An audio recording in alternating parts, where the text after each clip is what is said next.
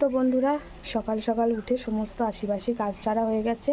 চা নিজেরাও খেয়েছি। মিস্ত্রিদা আজ থেকে কাজে লেগেছে। গতকাল মানে আগের দিনকে কাজে লাগেনি, তো আজকে কাজে লেগেছে। তো মিস্ত্রিদাদেরও চা দিয়ে দিয়েছি। আর এখন রান্নাঘরে চলে এসেছি। এখন হচ্ছে ওই টিফিনের জোগাড়টা করতে চলে এসেছি। তো কী টিফিন, রেগুলার না কী টিফিন করব না করব কিছুই ভেবে পাচ্ছি না। তো আজকে অনেকক্ষণ ধরে ভাবনা চিন্তা করার পরে আমার ছেলে আমাকে বলল, তো ছেলে কি বলেছে আর কি বানাচ্ছি চলো দেখিয়ে দিই। দেখো, ছেলে বলল, মা একটুকুনি বেসন দিয়ে আলু পেঁয়াজ দিয়ে ওই বড়া ভেজে দাও, আর ওই দিয়েই মুড়ি খাওয়া হয়ে যাবে। তো অনেকক্ষণ ধরেই আমি নিজে ভাবছিলাম, কিছু বুঝতে পারছি না। রেগুলার তো রুটি টুটি খাওয়া যায় না, আর গরমে রুটি একদম ভালোও লাগছে না। তো ছেলের কথা মতন এখানে হচ্ছে এই যে বড়া ভাজছি, এর মধ্যে আলু ঝিরিঝিরি করে কেটে পেঁয়াজ লঙ্কা দিয়ে বেসন দিয়ে এই যে একটু চালের গুঁড়ো দিয়েছি, তাহলে মচমচে ভাবটা ভালো হবে দিয়ে। আর এখন এই বড়া বানাচ্ছি। তো এটা দিয়েই এখন টিফিন করে নেব সকালের।